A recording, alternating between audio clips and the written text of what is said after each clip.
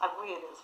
Igice cya mbere rero uzabashe ufate intoki zawe gutya uko ari gutya ebyiri, ubashe kumukora hano ku rutirigongo, hano ahangaha hano ahagana hasi ku mugongo hano hejuru y'ikibuno, ubashe kuhamukora cyane, use nk'ukanda cyane, uhamukore use nk'uri gukirigita, kumwe umuntu afata akirigita nk'umwana. Iki ni igice cy'abagore, iki bakita igice cy'abagore. Uzahamufate use nk'ukanda nyine usa nk'ushyizemo akabaraga ku buryo abyumva, ugasa nk'uri gukirigita, ugize gutya ukumva, azahita ubona ko ahise acikamo, uhita ubona ko ahise acika imbaraga. Ahangaha rwose ibi bintu bizaba bigiye kuba amabuye. Ahangaha ni ukuvuga ngo tayari. Hano umutsi w'ahangaha ni ukuvuga ngo uhita utanga recommendation, hasi naho bigahita bigira gute, nakuvuga ngo ntabwo bisi scientifique neza, gusa ubushakashatsi buba bugikorwa, ariko impamvu yabyo njye nanjye mba ndi kwibaza, kuko ni ibintu niko bigenda pe, niko bigenda, ahita yumva ashatse imibonano ku rwego rumwe rurenze. Iri ni ibanga nyine, ni uko kuko nyine ibintu biba bimeze, nza mbabwire ibintu ukuntu biba bimeze. Ni ukuvuga ngo rero ni ukuvuga ngo we ahita abyumvira hehe, ahita abyumvira mu myanya y'ibanga neza mo indani, akumva neza neza, ni nka kwa kundi ubaye nk'uyishyizemo, kwa kundi umugore neza neza ahita yumva acitse intege, akumva mbese uburyohe butabaho, agahita amera nk'iki, yanakureba ukabona ari kurerembura, yakureba ukabona nta maso afite, ukabona ari kukureba ni impuwe. Uzacunga umugore nyine waryohewe, wa wundi nyine wa wundi wageze muri bya bihe bimwe bikomeye, aba ari kureba ni impuwe, akureba adakomeje. Ni ukuri kose ahangaha niko bizagenda, uzabikore gutyo. Icyo cyari igice cya mbere, uzakimukoreho ubundi uzambwira. Ikindi gice rero ubasha gukora ku mugore, iki nikitamwemeza, ikindi nacyo kiba kizamwemeza. Ikindi gice ubasha gukoraho ku mugore, burya akabasha kugira gute, akabasha kumva bishatse pe ku rwego rwo hejuru, kurusha uko abantu bose nyine batabizi cyangwa se ngo babyize cyangwa ni igice cya kabiri rero, ni igice cyo mu ntege. Igice cyo mu ntege urambaza ati se biba bimeze gute? Ni ukuvuga ngo uko ugikoraho wowe uzamufate, impamvu nakubwiye ngo ni wa wundi wisanzuraho, aze akwicareho. Niba akwicayeho, tuvuge muri kuganira, wowe ushaka uburyo akwicaraho, kumwe nyine mwumva ko ari ke bisanzwe, murimo muri kuganira, muri kwishimana, uzabashe gufata mu ntege. Mu ntege ze rero ukuntu naho hakora, naho ni kwa kundi uzafata ukuguru kumwe kwiwe, ubashe gukora mu ntege gutya, kwa kundi nakubwiye nabwo ubashe kwegeranya ya mitsi. Hari imitsi ibiri uwumva iba iteganye, hari uwo hirya se twabyita nk'imitsi, ni imitsi minini ibiri yo mu ntege. Noneho kwa kundi rero asa nk'ukwicaye gutya, yashinze, asa nk'ushinze amavi gutya, use nk'usa nk'uyarambura amaguru yiwe, ubundi ukore kuri ya mitsi gutya, use nk'usa nk'uri kuyegeranya. Inshuro imwe gusa, ubikore cyane, gusa nyine kubikora bisaba systeme, n'umuntu ushobora kubishobora. Use nk'ufata nyine, use nka kwa kundi wakoze hehe mu mugongo, n'ahandi naho ni guhita ukoraho rimwe kwa rimwe, nabwo ahita yumva acitse intege.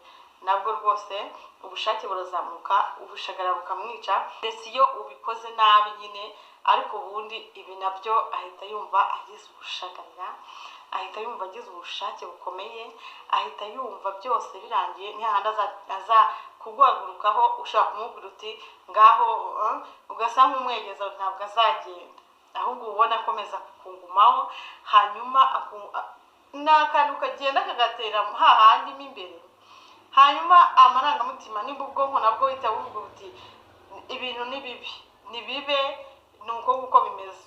Umuntu uzira ibanga ntabwo ushobora kuvuga ngo wamwima, ntabwo bibaho, kandi muri kumwe ntabwo bishoboka.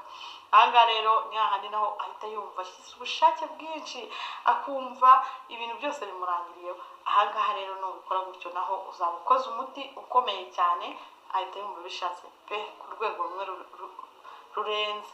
Uze gukora ku nuzi hano mu ntege, uri buze kumva umutsi wo hirya munini, ubara umutsi munini, kuko ntabwo ari gufa, ni umutsi munini n'undi wo hino. Iyo mitsi rero ubashe kuyikoraho uko ari ibiri, ubashe gusa nk'uyihuza gutya, ariko byoroheje, ntabwo ari kuvuga ngo urakoresha imbaraga nyinshi. Ahangaha ibintu tayari bihita biba ruzungu.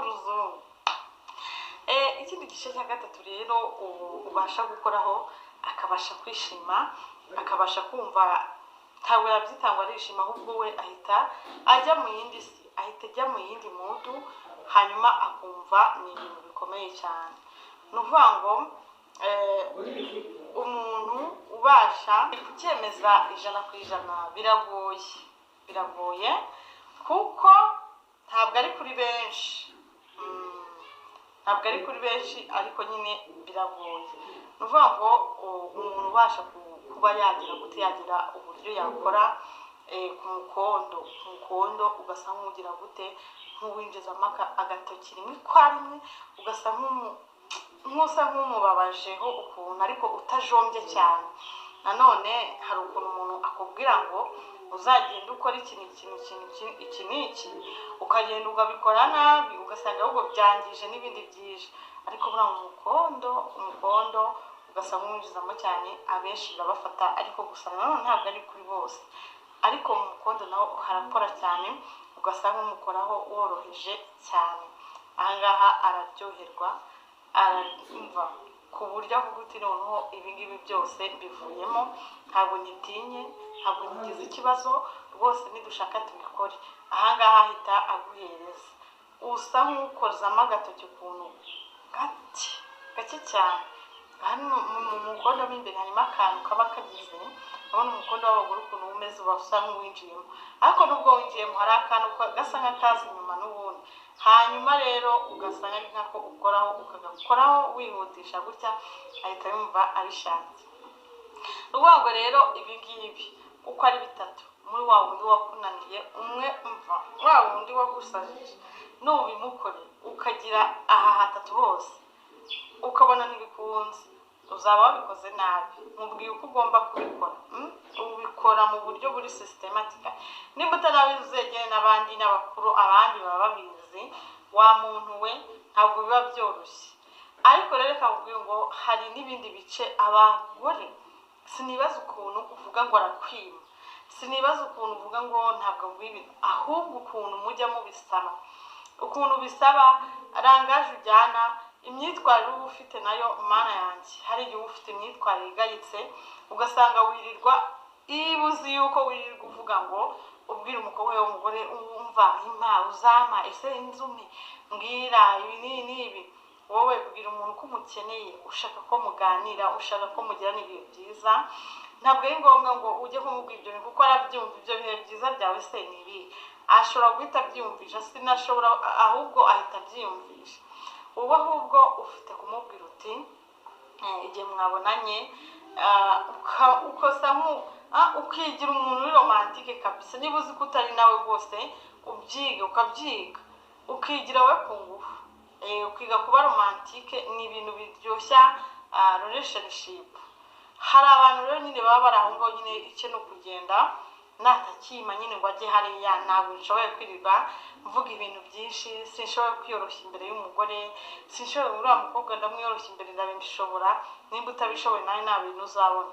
Uvuga ngo rero ikintu ugomba gukora bya bice byose, ibi bice rwose ndavuga ngo bigira ubushake, bitera ubushake umugore pe. Ibice uko twabibonye ko ushobora wakoza akarimi mu gutwi k'umugore ntagire ubushake. Ahangaha ahita yumva asaze, ahangaha ahita yumva ari nka cya gihe muri mu gikorwa nyirizina, kariya karimi winjijemo ahita yumva rwose ari nk'igikorwa nyirizina.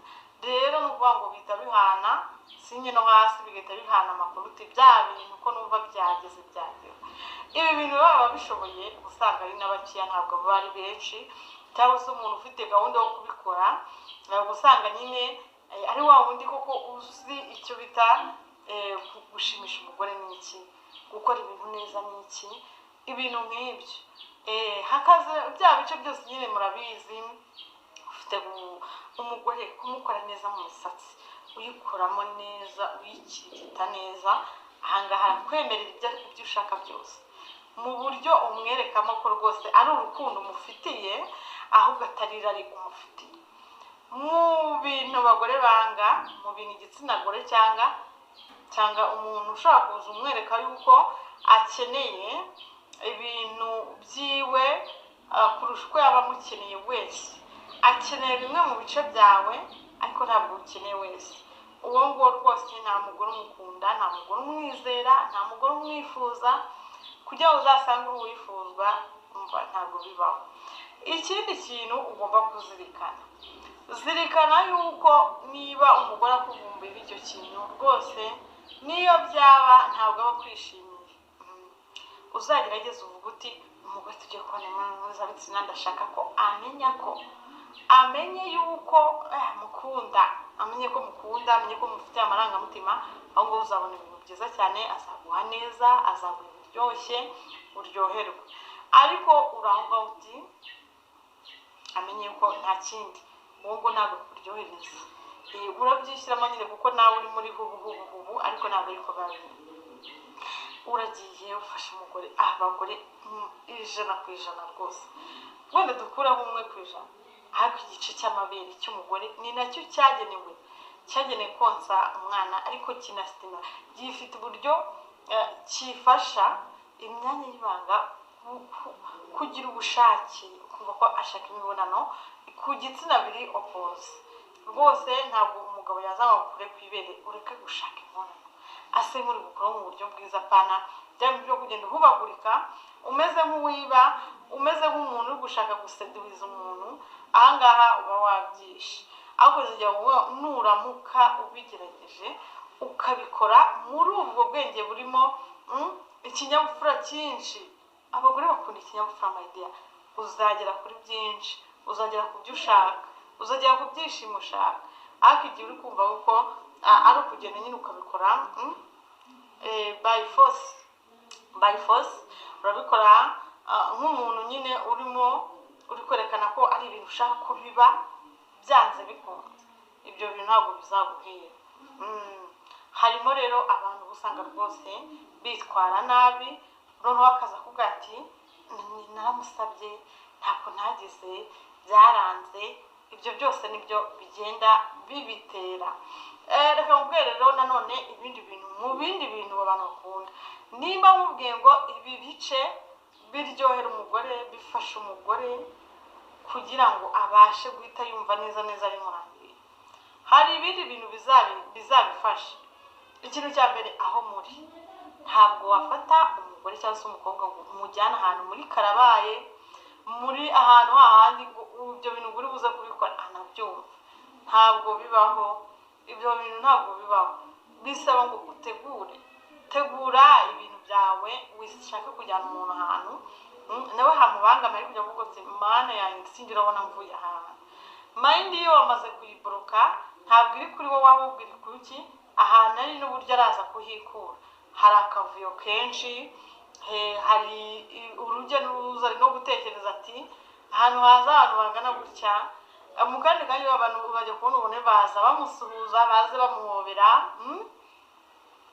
Ibyo bintu ni amakosa wakoze kandi uyakora uyazi. Ibyo bintu aho hantu, ikintu cya mbere umenye ahantu uri n'umukunzi wawe, nibwo nawe aribwira ikintu kihababesheje. Mind ye ntabwo ari kwiyumvisha ko ibyo bintu muri bukore yakwiyemeyeho, yakwihagazeho, mukorera ku kanya ariko mutuje, muri ahantu hatuje, sibyo? Igihe nanone igihe muri cya gihe nawe ari safe, uzi yuko nta stress afite, uzi yuko nta bintu by'akazi kenshi afite, nta bintu biri buze kumuhuza, nta bintu bimutwaye umwanya muremure, cyangwa se ngo abe hari ibintu yishe ameze nk'uri kwiyiba ka kanya gato yaguhaye, swati ntabwo yigeze atekereza ya mibonano. Ikindi ari kwiba, ameze nk'umuntu nyine waguhaye umwanya atayimuyaye kwibiye. Icyo gihe nubikora ntabwo bizakunda, ntabwo bishobora gukunda. Ni wa muntu wavuze muti turahura, turakora iki, turagira ibyo dukora, turagira ibyo tuganira, turagira ibyo dukora. Ntabwo muze ngo mwabivuganye ngo ni imibonano, oya. Ni cya gihe mwihaye mwebwe mukavuga muti iki gihe turakibyaza umusaruro, tube turi kumwe, twishimane kandi murabizi ko abakundana icyo gihe barakigira cyo kuba bari kumwe. Niba mutari abana cyangwa se muri abantu mukundana ku ruhande kwa kundi n'iby'ubu byose, wa muntu nyine mugirana imishyikirano, niyo mpamvu rero ugomba kumutegurira igihe kiri free, mukaba muri free neza mu buryo bweruye. Reka nkubwire rero ibi bintu ubikurikije gutya byazakuviramo inyungu yo kuba utazongera kubivuga ngo ntabwo ajya ntabwo ibyo ntuzongere kubivuga, ahubwo gira ubwenge mu byo uri gukora byose, ubashe kuba umuntu uri ukunzwe. Kuba ukunzwe nicyo kintu cya mbere cy'ingenzi. Niba uzi ko agukunda, n'utwo tuntu tuba tworoshye agahita afatwa, agahita agwamo. Wibikoraho udakunzwe rwose, ntubikoraho udakunzwe. Reka ngushimire cyane rero wowe twabanye muri iki kiganiro. Subscribe ni ingenzi, like, share and comment. Ibiganiro byacu nakagaruka. Ndagukunda cyane.